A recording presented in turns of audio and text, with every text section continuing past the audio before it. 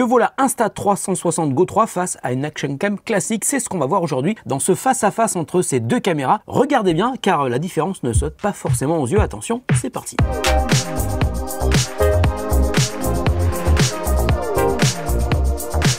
Salut à tous et à toutes, c'est Nico, j'espère que vous allez bien, moi ça va super bien comme d'habitude. Alors il y a quelques semaines, j'ai sorti un test de la Insta360 Go 3, une caméra d'action qui propose un concept unique, une cam minuscule qui se détache de sa base, peut être fixée à peu près n'importe où et peut vous permettre de filmer de manière super originale pour l'installer dans des endroits très peu accessibles. Donc si ce n'est pas déjà fait, je vous mets un lien ici pour aller découvrir mon test de la Go 3 et vous pourrez bien comprendre l'originalité de cette caméra. Je vous dis tout dans cette vidéo qui devrait vraiment vous intéresser. Mais il y a quelques semaines, on était à Las Vegas pour le CES, vous l'avez déjà vu sur notre chaîne, on avait amené la Insta360 Go 3 et une autre action cam, la GoPro Hero 11 Black. Et comme on était dans un environnement un petit peu exceptionnel, on s'est dit que ça pourrait être super intéressant de comparer ces deux caméras d'action qui sont vendues exactement au même prix. Donc pour résumer les grandes différences au niveau des specs, la Insta360 Go 3 filme en 2,7K à 30 fps au maximum et la GoPro 11 Hero Black filme en 5,3K à 60 fps. Donc sur le papier, la GoPro devrait être largement meilleure. Mais la Insta360 Go 3 a un écran tactile qui peut pivoter pour vous faire face, mais qui peut aussi être déporté quand vous filmez en mode caméra détachée, et ça c'est vraiment génial et surtout unique sur le marché. En revanche, la GoPro Hero 11 Black a deux écrans, un tout petit à l'avant et un plus grand à l'arrière, mais l'écran avant qui vous permet de vous voir en mode vlog est vraiment minuscule et clairement c'est assez pénalisant. La seule manière dont vous pourrez accéder au contrôle et au réglage, c'est en contrôlant depuis l'écran arrière et cela vous oblige à retourner la caméra si vous voulez changer le moindre réglage. Et quand la GoPro est fixée sur un support, par exemple sur votre moto, tournée vers vous, et c'est pas très pratique pour accéder au réglage. Autre différence, la Insta360 Go 3, en plus de filmer en mode classique, donc à plat, permet de filmer en mode vidéo frame. Là on descend à 1440p, mais on peut recadrer dans l'image et changer le point de vue en mettant des points clés depuis l'application Insta360 ou le logiciel Insta360 Studio. En mode vidéo frame, on peut aussi changer le format de la vidéo finale, 16:9 ou 9/16, ce qui vous permet de choisir après avoir filmé le format le plus adapté suivant l'endroit où vous voulez poster la vidéo. J'ai tout détaillé dans ma vidéo complète sur la Insta360 Go 3. Et puis l'application Insta360 a aussi un avantage face à celle de la GoPro, c'est que tout est intégré de base et c'est gratuit, par exemple les outils d'édition avec de l'IA, alors que chez GoPro on retrouve le même type d'option mais qui est dispo uniquement sur abonnement. Mis à part ça, les deux caméras proposent de nombreux modes créatifs, un mode Starlapse, Timelapse et bien sûr des modes photo évidemment. Mais si on reste sur une utilisation similaire entre les deux, c'est-à-dire de filmer de manière classique ce qui se passe devant vous, les résultats sont vraiment très proches malgré la différence de résolution qui est assez marquante, je vous le rappelle, 2,7K pour la Go 3 versus les 5,3K de la GoPro Hero 11 Black. Alors ce qui était intéressant, c'est aussi de voir comment les couleurs étaient respectées, la manière dont les caméras gèrent les changements d'exposition, mais aussi la qualité de la stabilisation. Et pour tout ça, on vous emmène dans le désert du Nevada, pas loin de Las Vegas, où nous avons donc filmé la même chose avec ces deux caméras. Ici Paris, à vous Las Vegas. Alors la première scène comparative, c'était au Grand Canyon, à gauche la GoPro Hero 11 Black et à droite la Insta360 Go 3. Les deux cams étaient configurés en mode automatique pour les couleurs et pour l'exposition. Et sur ces images, je trouve que la Insta360 Go 3 donne un rendu plus naturel. Pour les couleurs par exemple, avec la neige, on voit une teinte un peu bleutée qui est conforme à ce que nos yeux voyaient en cette fin de journée. À gauche, la GoPro avait une tonalité un petit peu plus rouge et une luminosité qui était un petit peu plus faible que sur la Go 3. Je rappelle évidemment qu'on est toujours en mode tout automatique. Au niveau de la stabilisation, c'est vraiment pareil, les deux cams s'en sortent super bien et pourtant je les tenais à la main sans stabilisateur. Quelques jours plus tard, changement de décor, nous avons pris la route pour aller visiter Valley of Fire, situé à 45 minutes de Las Vegas et qui est un endroit génial pour les yeux, une zone désertique où le relief et la couleur de la roche sont vraiment sublimes. Alors c'est génial pour les yeux, mais aussi très intéressant à filmer avec nos deux action cam. On en a profité pour tester le son des deux caméras et vous allez voir et entendre les différences entre la Insta360 Go 3 et la GoPro Hero 11 Black. On voulait pas quitter Las Vegas sans venir ici pour vous montrer un morceau de nature américaine incroyable, il faut vraiment le voir pour le croire. Ça s'appelle Valley of Fire et c'est beau, il n'y a aucun bruit, l'air est extrêmement pur et c'est pour ça que c'est un petit peu bizarre, on a du mal à s'habituer à l'air aussi pur que ça.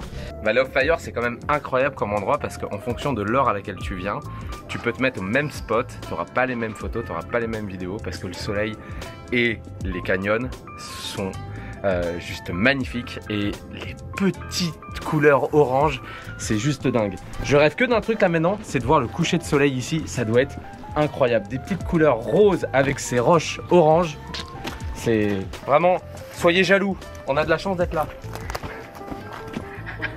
Il a raison, soyez jaloux. Vous avez le droit pour une fois. Mais venez ici un jour dans votre vie par contre. Salut Fanny, ça va? Ça va et toi? T'en penses quoi? Bah écoute, plutôt pas mal. Ouais, c'est bien. Franchement, pas ouf. On va voir ce qu'en pense Chris. Bah écoute, moi je trouve ça plutôt impressionnant. J'adore cet endroit. Valley of Fire, c'est validé. Alors les images sont belles sur les deux caméras, mais la GoPro Hero 11 Black produit un meilleur rendu sur des contrastes. On peut aussi noter qu'elle a une meilleure dynamique, et pourtant ce n'est pas forcément tout le temps flagrant. Parfois ça se voit, parfois la différence entre les deux caméras est beaucoup plus subtile. Je précise évidemment que les images que vous voyez n'ont pas été retouchées, mais ça c'est un truc que vous pouvez faire en post-prod évidemment si les images prises par les caméras ne vous conviennent pas. Bon, on est bien là, c'est plutôt cool, c'est plutôt beau. Et c'est surtout très calme, on n'entend rien du tout. Waouh. Oh putain, je fais une casse à la gueule. Alors Fanny, t'en penses quoi? C'est incroyable, c'est magique, c'est fou. Et je pense qu'on ne se rend pas compte de la chance qu'on a d'être là. Vraiment. Merci ce grand test. Bonjour. Je voulais juste avoir votre avis sur cette attraction.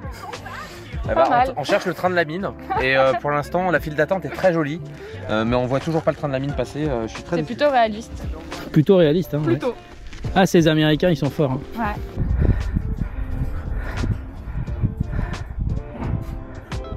Où c'est? Où les dessins? Ceux-là? Ah purée. J'avais pas vu.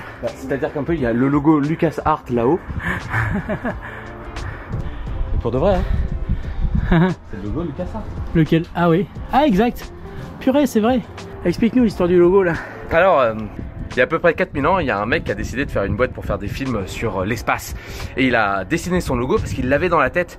Et bah c'est George Lucas avec son logo de LucasArts. Alors sur la partie son, comme vous avez pu l'entendre, et encore une fois je n'ai appliqué aucun traitement de correction du son, je trouve que la GoPro laisse passer un peu plus de bruit de fond et de fréquences graves qui peuvent être un peu gênantes sur la voix. Il va faire tout noir. Ta gueule. Il va faire tout noir. Internet. Je parle tout doucement pour pas déranger la nature et le silence. Tout ce qu'il y a autour de nous, c'est faux. C'est vrai? On est dans un parc d'attractions géant, j'en suis sûre. Tout est une simulation. En fait, on est dans la sphère. Et c'est la version 3D de la sphère. J'ai préféré la sphère, moi, perso. Non, mais là, c'est la sphère, mais en version 3D. C'est faux. Il y a 19 000 haut-parleurs et tout. Le son est génial. Hein. T'as l'impression d'entendre des touristes derrière toi. Il y a même un mec un peu chauve qui dort à côté de moi. Mais j'ai surtout remarqué que la Insta360 Go 3 arrive à beaucoup mieux équilibrer l'ensemble des voix, c'est-à-dire celle de la personne qui tient la caméra et celle des personnes qui sont en face entre toutes les voix sur la GoPro. Pour finir, et encore une fois en laissant les caméras en mode de réglage automatique, je vous offre une vue imprenable du Strip de Las Vegas filmé sur un rooftop à la tombée de la nuit.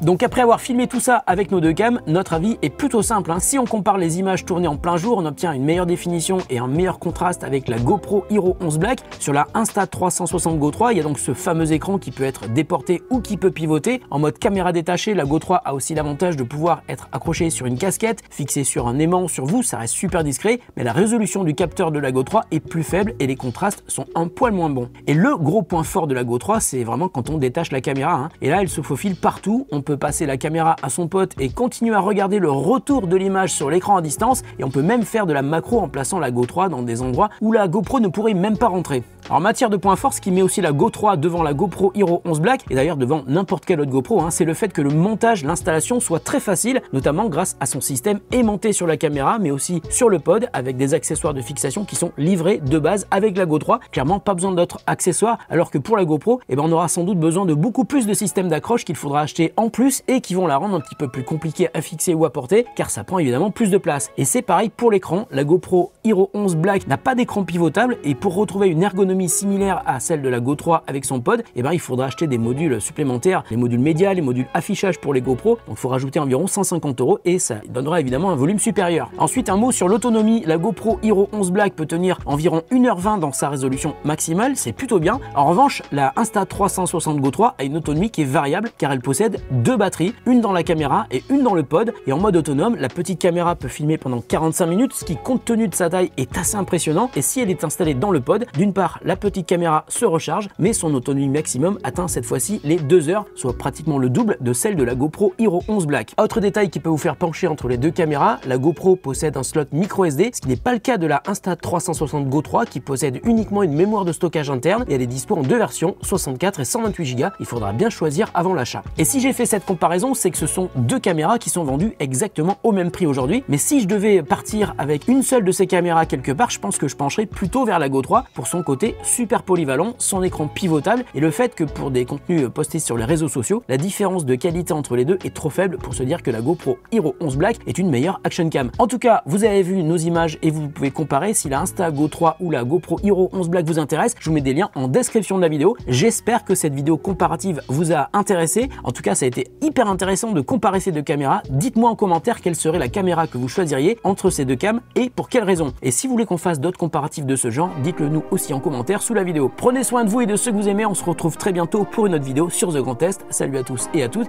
et bonne journée.